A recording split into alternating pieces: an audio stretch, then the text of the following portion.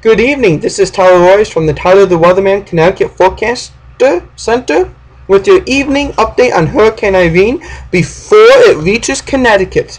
Since the 11 o'clock, earlier this morning show, so around 11 o'clock, there's been some more updates along with that. As I posted the morning update, the advisor came out saying there would actually be faster occurrence in Connecticut, and I'll bring you the more details in a bit. But right now, these are our current advisories. Nothing's really changed for Connecticut with the tropical storm warnings in the northern half, the hurricane warnings in the southern half. But what we are noticing is that the tornado watch, it's not showing up here, but it's basically now included all of northern, central, and southern New Jersey along with Delaware, and flood warnings have been posted for basically that area, basically northern Jersey, north central Jersey, and down to North Carolina. So please be advised of that. And there's another thing that came out earlier this afternoon is that landslides, yes, landslides from any hills could occur from the flooding rain. So please be advised of landslides.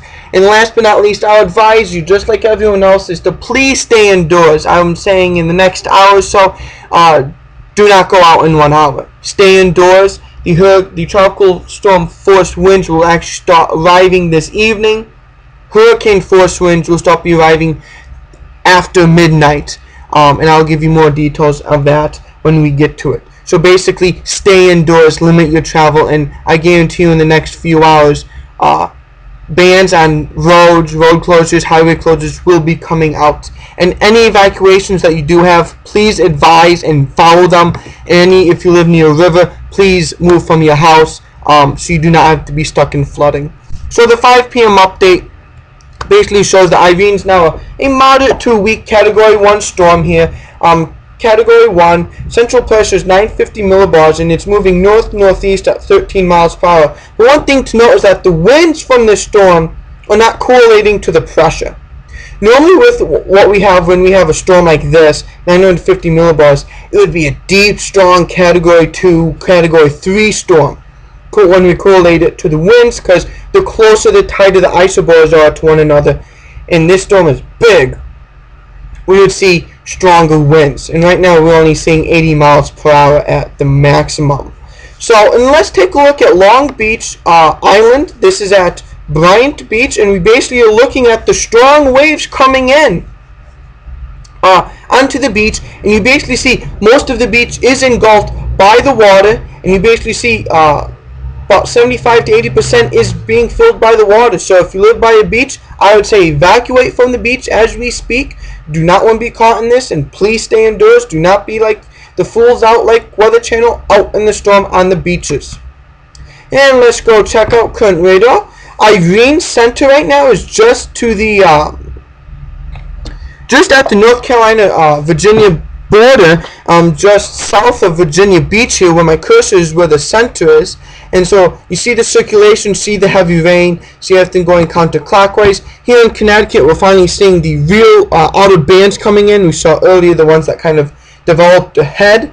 And one thing to note here is that this isn't your normal showery weather or downpour weather. This is when it downpours 3 times what we normally should expect. And this is because all this moisture is tropical moisture. So just think a typical shower out in the Caribbean, place it over in a hurricane, over Connecticut, over anywhere in the Northeast. Basically, that's what we're going to be seeing. Hence why we can see 10 to foot of rain from most places, especially in western Connecticut. So that is huge. So if we go to weather underground, we'll basically look at radar here, and I'll zoom out. What we basically have is we can take a bigger look at the storm. Zoom out once more. The storm and its track, and basically the center of this radar, when it finally fills in, you basically see all the models are kind of jogged to the west past Connecticut. And I will tell you right now that I don't believe the models. I'm still sticking with my plan, but right now the center, as I showed earlier, is around the North Carolina, Virginia border, ready to bypass Virginia Beach. But the one thing that these models do, and I do follow, and I do like, is that they will hug the Mid-Atlantic coastline all the way up bypass JFK to the east, come up, and I'll zoom in. Basically, I'm showing you that these, it's not really raining here. I'll see the radar is updated.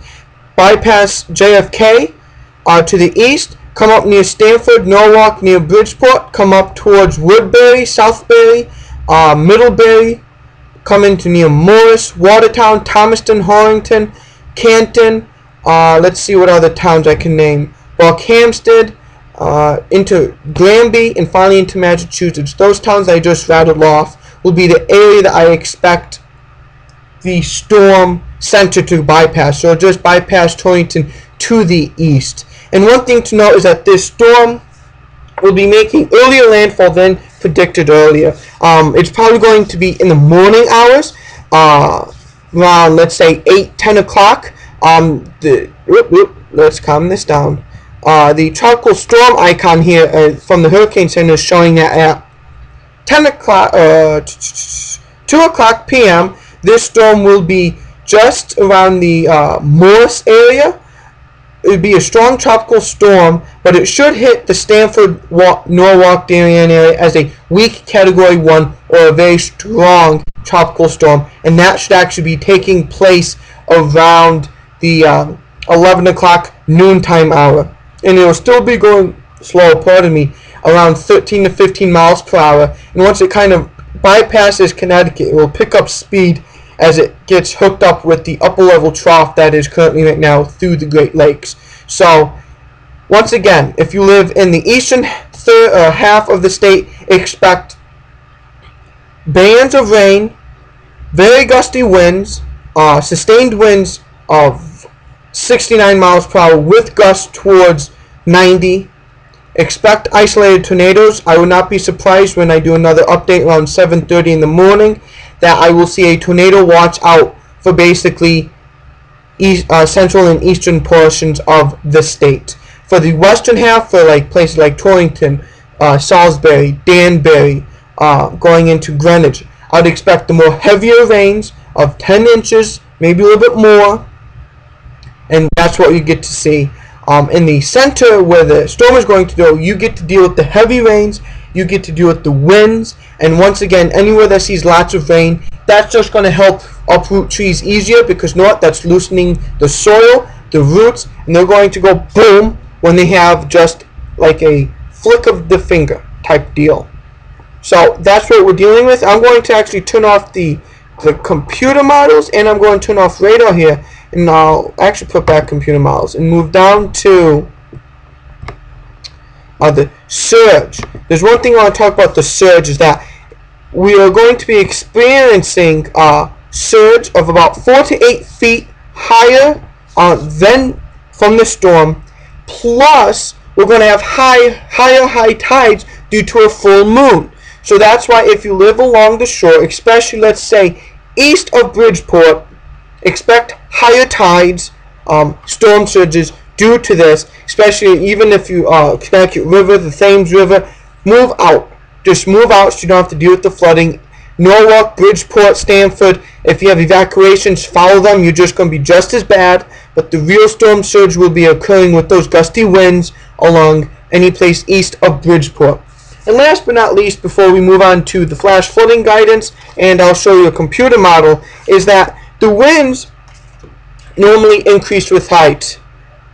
Sorry about that. That's a webcam making some noise there. Doing some advertisement for News 12 along the shore. So winds actually do increase with height normally, but what's unusual with this storm, just like there's very unusual stuff as we talked about with the pressure and the winds do not really match up, is that the winds are actually increasing faster with height. A 30-story building, let's say in New York City, will experience 20% more wind, gustier winds, sustained winds, than at the surface. So let's say they are around 74%, 74 miles per hour. We do the math there, we're going to get winds at that place at almost category 1 closer to a moderate Category 1 hurricane winds up there. So, evacuating New York City along those flood-prone areas, if you know people there, make sure they're safe. So the winds are up, increasing very much so with height with this. As I talked about earlier, tropical storm force winds this evening, hurricane force winds by morning. The storm center should be around the Morris, Woodbury, Watertown area, Thomaston area around 2 o'clock. Should make landfall around 11 noon o'clock. Going to the flash flood guidance once again, I'm still going to say this. After the earlier rains today, anything we get in 1 hour above, I'm going to say 2 to 2.5 inches of rain for most of the state in 1 hour will cause flash flooding. If we go to 12-hour guidance, anything above 4 hours in 12 hours, 4 inches of rain in 12 hours, which is 89% likely that this is going to happen, especially in western Connecticut, flash flooding will occur. And finally, we'll begin with a computer model. This begins around 7 o'clock, so as this thing will be uploaded by then, we do see the outer bands of the hurricane on this NAM model. As we just progress through, we basically see the heavier rains come through. Now, if you look at the left panel here, don't really worry about the isobars or the center of low pressure. I'm still saying it comes up along the coastline, bypasses JFK, up through the Fairfield, Litchfield County, and into Massachusetts. But here's where we really want to take a look. This is our precipitation, 3-hour precipitation amount. And when we get rainfall amounts over 1.5 inches for 3 hours, this is just quite incredible. So we go 24 hours, let's say, and then basically by Monday at midnight. So when Monday rolls around, the storm's gone. The winds start to come down, and they'll be a little bit heavier. And for Monday, we look at mostly sunny skies, like nothing has happened. But our rainfall amounts, especially in western Connecticut, could reach out 10 inches to a foot. Please stay tuned. I'll have another update before 7:30 tomorrow morning. And there's probably going to be lots of details going on there and lots to talk about then. Be safe. Have a beer if you can. And watch the storm come rolling in. And if any flooding does occur, you can always email me at tyler.b.royce@gmail.com, or you could send your pictures in to weather3@wfsb.com. Have a great evening, everyone.